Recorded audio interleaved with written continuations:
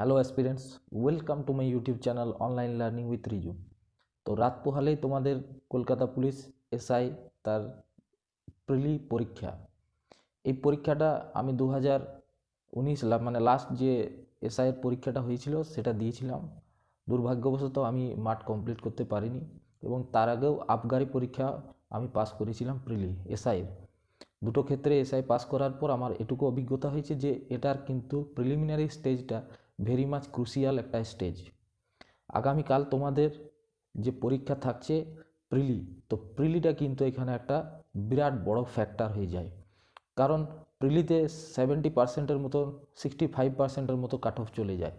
65 to 75% এর মধ্যেই কিন্তু কাট অফটা ভেরি করে যায়, অর্থাৎ 120 থেকে 140-এর মধ্যে যদি কারো স্কোর থাকে সেক্ষেত্রে কিন্তু তার পাস করার সম্ভাবনাটা একটু বেশি হয়ে যায়। একজন ফিলোসোফার বলেছিলেন যে success is 99% hard work and 1% lakh.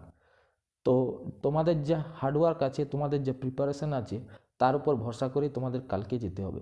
Main 4টে দিক তোমাকে লক্ষ্য রাখতে হবে। ফার্স্ট হচ্ছে পরীক্ষা হলের মধ্যে যখন কোয়েশ্চেন সলভ করবে, you will give your 100% concentration. যখন কোনো অঙ্ক সলভ করবে তখন কিন্তু ক্যালকুলেশনগুলো খুব মাইনিউটলি লক্ষ্য করবে, ঠিক আছে? আর জিকে করার সময় অবশ্যই 10-15টা এরকম জিকে করার পরেই কিন্তু ওএমআরটা ফিল আপ করবে, তাতে তোমার সময়টা কিন্তু অনেকটা বেঁচে যাবে। একটা কোয়েশ্চেন সলভ করে ওএমআরে ফিল আপ করাটা কিন্তু একটা মূর্খামির পরিচয়। এটা একটা স্ট্র্যাটেজি হিসাবে তুমি নিতে পারো, তার কাজে লাগবে। আর পরীক্ষায় যে কোয়েশ্চেনগুলো থাকে ডাব্লিউবিপি এসআই, কেপি এসআই, এই ধরনের পরীক্ষায় কোয়েশ্চেনগুলো বেশি ঘোরানো থাকে না, বেশি ট্রিকি থাকে না, স্ট্রেট ফরওয়ার্ড ওয়ান লাইনার টাইপের কোয়েশ্চেন থাকে। তো এখানে তোমার নলেজটাই যাচাই করা হয় এবং যে কোর বিষয়গুলো আছে, অর্থাৎ history, geography, polity, economy, current affairs, science and technology, তো এর উপর বেস করেই কিন্তু প্রিলিমিনারি স্টেজের যে জিকে অংশটা সেটা থাকে। ম্যাথের ক্ষেত্রে অ্যারিথমেটিক পোর্শনটা কিন্তু ভালোভাবে ওয়েটেজ পায়। তো তোমাদেরকে ম্যাথের যদি কোনো কারণে 3-4টে ম্যাথ কোনো কারণে মিস হয়ে যায়, সেক্ষেত্রেও প্যানিক করবে না, কারণ কোয়েশ্চেন তোমাদের কাছে এনাফ থাকছে। 100টা কোয়েশ্চেন থাকছে এবং 200 মার্ক। তো কোয়েশ্চেন সলভ করার সময় অনেক বেশি কেয়ারফুল হতে হবে এবং যখন ওএমআর ফিল আপ করবে তখনও খুব বেশি কেয়ারফুল হবে। নিজের রোল নাম্বার এবং নাম ইত্যাদি যেগুলো ফর্মালিটি আছে সেগুলো খুব ভালোভাবে করবে এবং পরীক্ষার হলে যাওয়ার আগে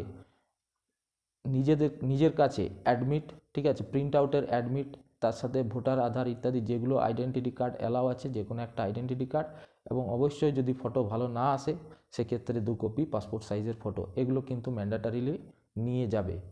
এবং সাথে যদি কারো অ্যানালগ ওয়াচ থাকে সেটা কিন্তু অ্যালাউ করে, ডিজিটাল ওয়াচ কোনো পরীক্ষাতেই অ্যালাউ করে না। তো যাদের ডিজিটাল ওয়াচ আছে সেক্ষেত্রে তারা কিন্তু সেটা পরে যাবে না। আর নিজের 100%টা দেওয়ার চেষ্টা করবে প্রত্যেকটা পরীক্ষাতে। দেখো, কিছু স্টুডেন্ট আছে কোয়ালিফাই করবে আর বেশিরভাগটাই ফেল করে যাবে, কারণ পরীক্ষা হলের এখন যা সিস্টেম, পরীক্ষা হচ্ছে এখন রিজেকশনের একটা প্রসেসটা আগে ছিল সিলেকশন, এখন হচ্ছে রিজেকশন, যত বেশি স্টুডেন্টকে ছাঁটাই করে যায়। এক্ষেত্রে ডাব্লিউবিপিএসআই হোক বা কেপিএসআই, ডাব্লিউবিপিএসআইও বার হবে, তো কেপিএসআই এই পরীক্ষাটায় তোমাদের প্রিলিমিনারি স্টেজে কিন্তু ম্যাক্সিমাম নাম্বার অফ স্টুডেন্টসকে এলিমিনেট করা হবে এবং এই এলিমিনেশনের স্টেজটা খুবই মানে মানে দুর্ভাগ্যজনক হয়। যেই পাস করে না তার ক্ষেত্রে কিন্তু খুবই কষ্টকর হয়। একটা গ্র্যাজুয়েট লেভেলের অফিসার হওয়ার একটা সুযোগ তোমাদের থাকছে। তো কালকের দিনটা নিজের 100% দেবে এবং পরীক্ষার হলে যতটা সম্ভব চেষ্টা করবে কনসেন্ট্রেশন দিয়ে পরীক্ষাটা দেওয়ার। যারা আগে মক টেস্ট ইত্যাদি দিয়েছো, আমার চ্যানেলে রেগুলার একটা মক টেস্ট হয়, জিকে মক টেস্ট, এগুলো ছাড়াও তোমরা নিজেরা বাড়িতে অবশ্যই full length mock test practice করে যাবে। যারা প্র্যাকটিস করনি এখনও, তাদের জন্য বলবো যে তোমরা একটা বড় মিস্টেক করেছো। মক টেস্ট অবশ্যই দরকার, মক টেস্ট ছাড়া কিন্তু পরীক্ষার হলে কোনো মতেই সাকসেস পাওয়া যায় না। তো এগুলোই বলার ছিল। কালকের দিনটায় তোমরা ভালোভাবে পরীক্ষা দাও এবং সন্ধেবেলা এই চ্যানেলে অ্যান্সার কি, জিকে বা ম্যাথের আনসার কি চলে আসবে। তোমরা চ্যানেলটা অবশ্যই সাবস্ক্রাইব করো এবং এই ভিডিওটা যদি ভালো লেগে থাকে তবে অবশ্যই লাইক করো। আর একটা লাস্ট কথা বলার ছিল, যে আমার এই ক্লাসে science topic wise class start করেছি এবং ইংলিশের।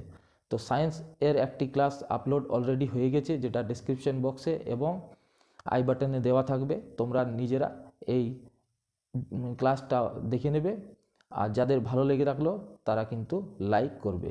Thank you so much for watching.